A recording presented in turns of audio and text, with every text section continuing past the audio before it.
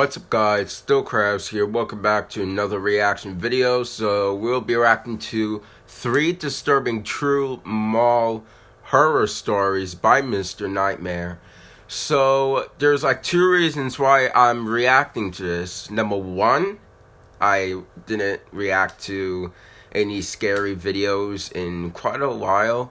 And 2, this is like number 5 on trending and I'm wondering why. So I always go to the mall with my dad and my brother like every Sunday, which is today, every Sunday. And I'm going to the mall with my dad and my brother today. So hopefully this doesn't like scar me to life so I won't go to the mall ever again. Hopefully like whatever stories that I'm gonna be told, hopefully I will know better, like whatever it's about. So let's not waste any time. All credits goes to Mr. Nightmare. Without any further ado, let's start.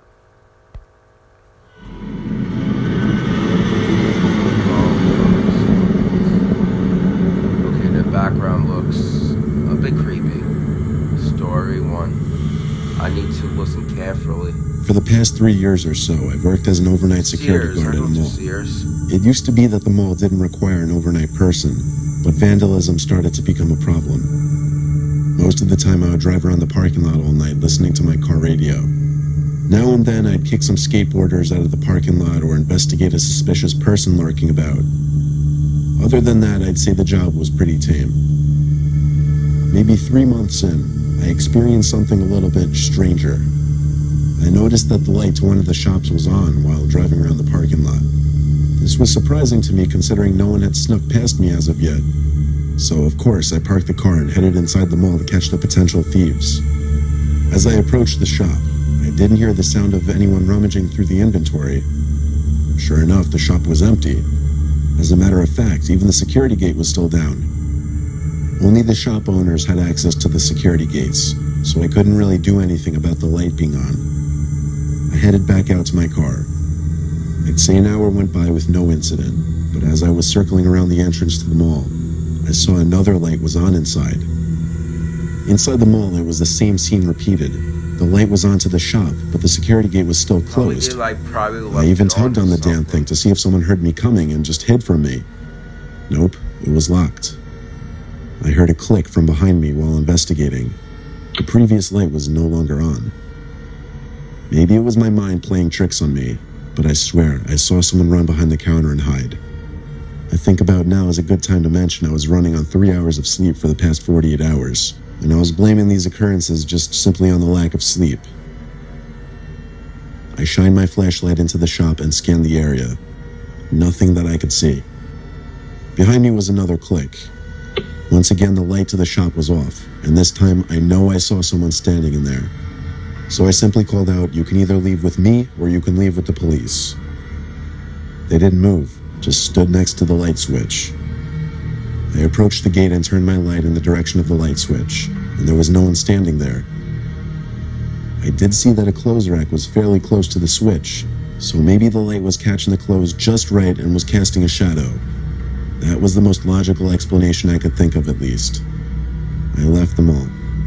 I was pretty spooked from the events of that night, but after a few months, they were pretty much out of my mind. My patrols were nothing special for a while after that.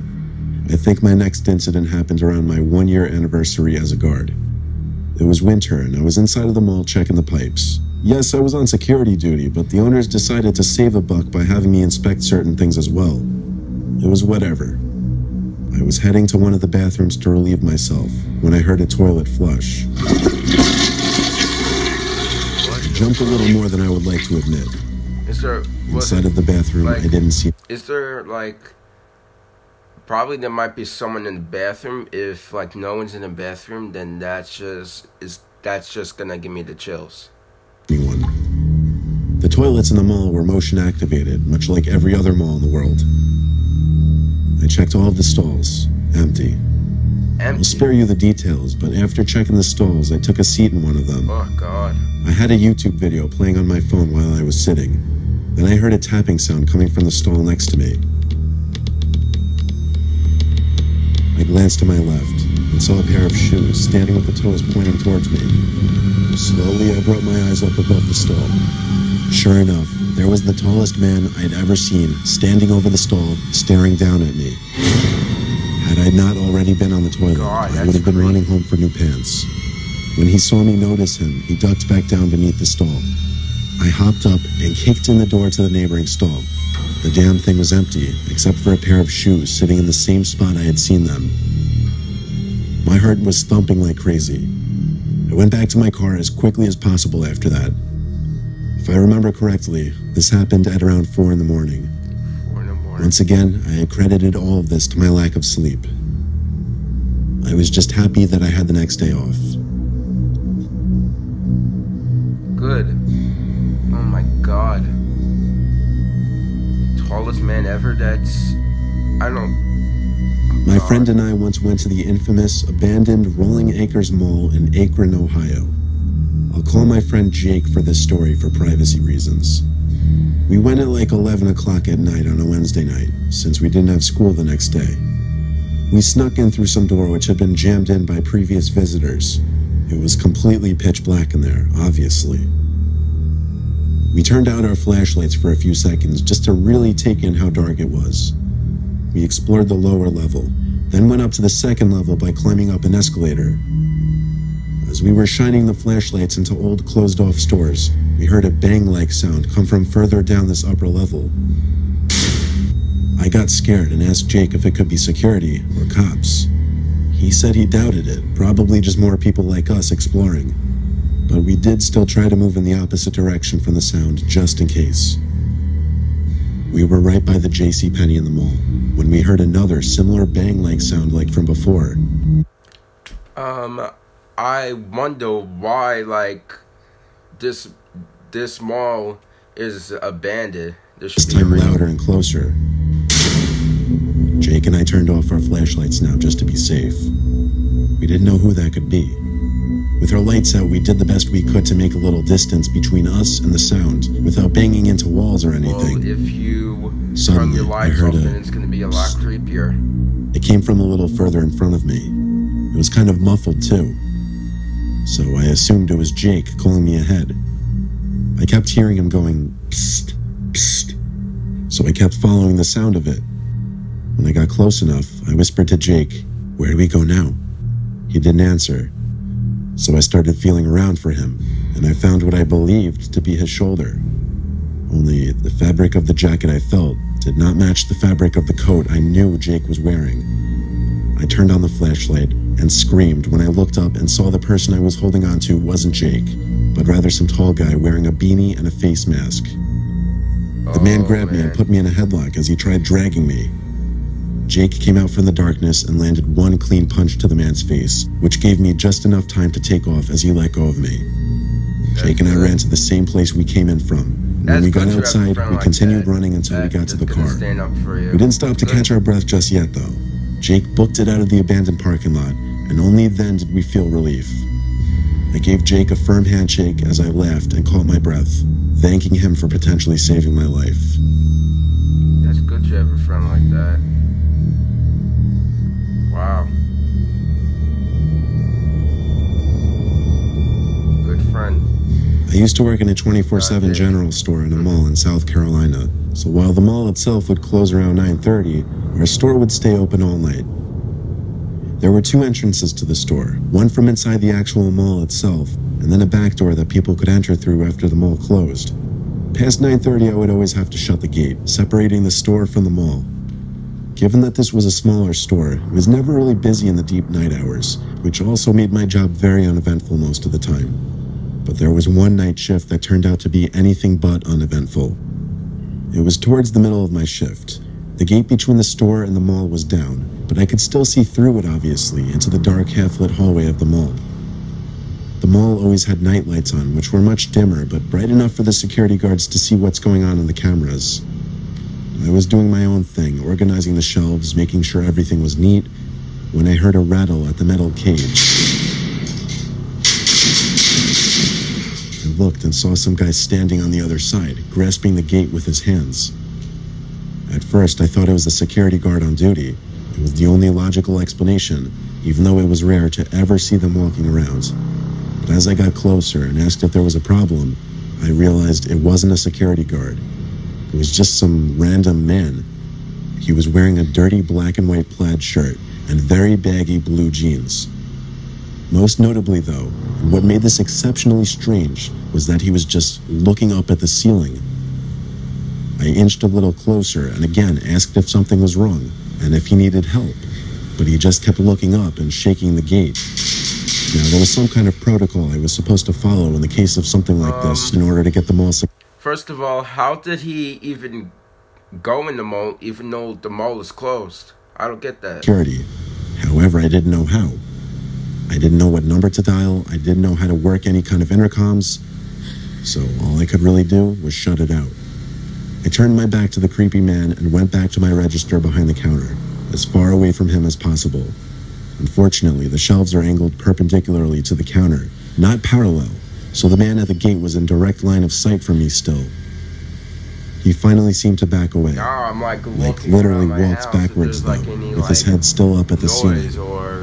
All that was going through my mind was where could security be? It was to my understanding that there would be at least one person watching the cameras at night. Anyway, I tried to just move past it, resuming my cleaning activities. I couldn't help but look back outside to the mall every once in a while though. Thankfully, he was gone now. Eventually, someone came into the shop. I heard the back door slide open. I was in between two shelves and couldn't see them, so I continued with my work. After finishing up sweeping the aisle, I went back to the register to wait for the customer. I saw the customer now. They were standing at the end of the last aisle to the left, the alcohol aisle. He was looking up.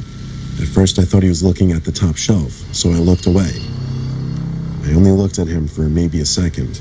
I bent down under the counter to put the broom and dustpan underneath, and when I stood back up to look at the customer, I felt like my heart nearly stopped. He was looking at me with a smile, not a grin, but a wide lip smile. It also sank in right away now that this was the same man that was out in the mall from earlier, only now he'd apparently taken off his black and white plaid shirt. I stared at him and he stared at me, and I think this went on for 30 seconds. I didn't know what to do, and I had actually frozen up in fear. The face he gave, the smile, was a pure look of horror, something straight from a horror film or someone's nightmares. I felt like he stared into my soul. I opened my mouth to speak, and my voice trembled. I think I said, "Get out or I'm calling the cops." He didn't move. He didn't even bat an eye. I ran to the back room and locked the door so I could call my manager. She wouldn't pick up after several attempts, though. When I gave up, I heard a tap at the door. Not a knock, just a very gentle tap. I sat like a nervous wreck in that back room for a good 5 minutes, wanting to be anywhere but there. But when the fear of this person stealing a bunch of items and losing my job became greater than the actual fear of the person, I stepped back outside and looked around. But the man was gone. He was gone for good this time. Our shop has cameras, so they caught all of it. When my shift ended, I told my manager about what happened and showed her the video footage. She was shocked and kind of freaked out herself. For some reason, I only worked there for another month after that, then moved on. I don't know why. These are what scary videos does to me.